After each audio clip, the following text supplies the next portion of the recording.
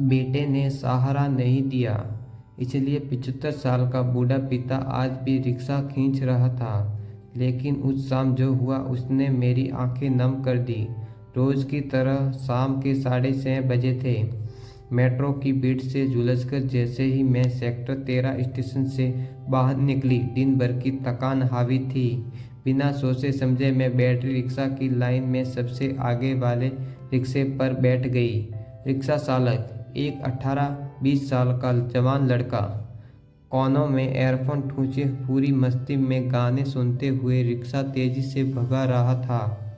हवा के झोंके मेरी थकान मिटा रहे थे। तभी चौराहे के रेड लाइट पर हमारा रिक्शा रुका। मेरी नज़र सड़क के दूसरी तरफ गई। वहाँ धूल और धुएं के बीच एक पुराना जंग लगा में पैरों से पेडल मारने वाला रिक्शा खड़ा था।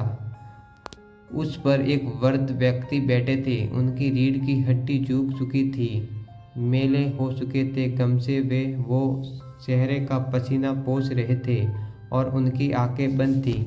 उस बूढ़े चेहरे पर साई मायूसी, थकान और अकेलेपन ने मेरे दिल पर सीधे वार किया।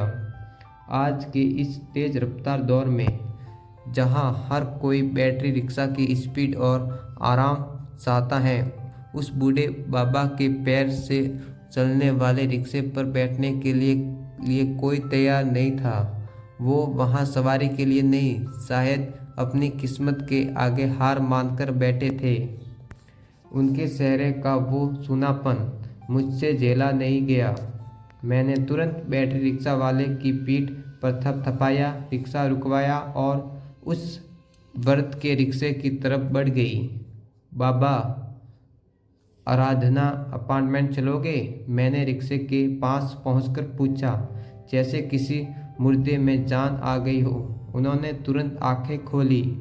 धुंधली आंखों में एक चमक आई और जल्दी से बोले, हाँ हाँ बेटी, बिल्कुल चलेंगे, बैठिए। मैं उनके रिक्शे की तंग और थोड़ी असुविधाजनक सीट पर बैठ गई। बाबा ने अपनी पूरी जान लगाकर पेडल पर पैर मारा। उनके कांपते हुए पैर पेडल दबाते वक्त उनके कंधों की हड्डियों का उभर आना और उनकी हाँफती हुई सांसें सीधे मेरे कानों तक आ रही थी।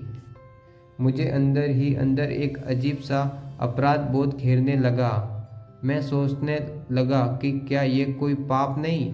एक 70-75 साल का बुजुर्ग इंसान, जिसके पैर अब ठीक से ज़मीन पर टिकते नहीं, वो अपनी भूख मिटाने के लिए मुझे जैसी एक स्वस्थ महिला को अपने दम पर खींच रहा है। क्या चंद रुपयों के बदले किसी की मजबूरी का ऐसा तमाशा देखना जायज़ है? जैसे तैसे हाँफते हुए उन्होंने मुझे मेरे अपार्टमेंट के सामने उतारा। उनका पूरा कुर्ता पसीने से भीग चुका था।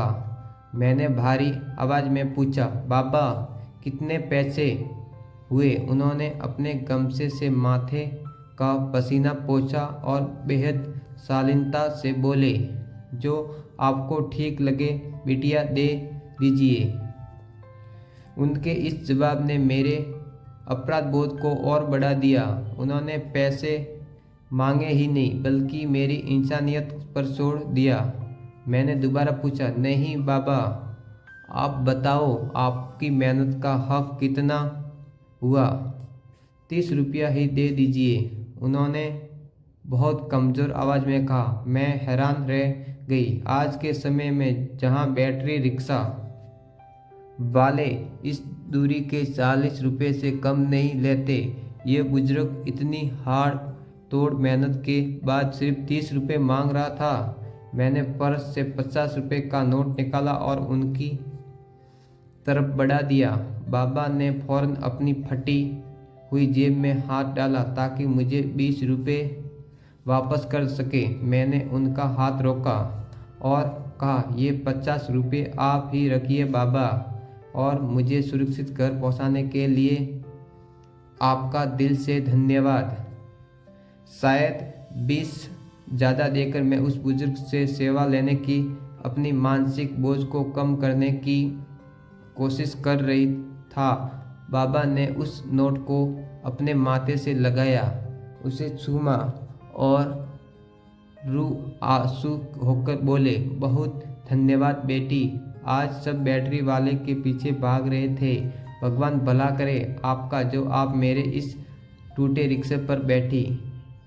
जब वो रिक्शा मोड़ने लगा तो मेरे अंदर की संवेदनशीलता ने मुझसे कुछ कहा। मैंने उन्हें आवाज़ दी, सुनिए बाबा, मैं रोज़ शाम 6:30 बजे इसी मेट्रो स्टेशन पर उतरती हूँ। अगर आप मुझे रोज़ यहाँ से घर छोड़ दिया करें तो मुझे बहुत अच्छा लगेगा। मैंने मन ही मन हिसाब लगाया कि अगर मैं रोज़ इन्हें 20 रुपये ज़्यादा भी दूंगी तो महीने के 20 वर्किंग डेज के हिसाब से सिर्फ 400 रुपये ही तो होंगे। यह कोई बड़ा त्याग नहीं था। अगले दिन जैसे ही मैं मेट्रो स्टेशन से बाहर आई, मेरी नज़रें उन्हें ढूंढने लगी। वो दूर कोने में अपनी रिक्शे के साथ खड़े थे और उनकी आंखें बड़ी उम्मीद से स्टेशन के गेट को निहार रही थी। जैसे ही उन्होंने मुझे देखा, उनके चेहरे पर एक ऐसी मुस्कान आई जो करोड़ों रुपए देकर भी नहीं खरीदी जा सकती। मैं बाकी बैटरी रिक्शा वालों की आवाज़ों को अनसुना करते हुए उनकी तरफ बढ़ी और लिपक कर बैठ गई। उन्होंने आज बहुत जोश में पैडल मारना शुरू किया।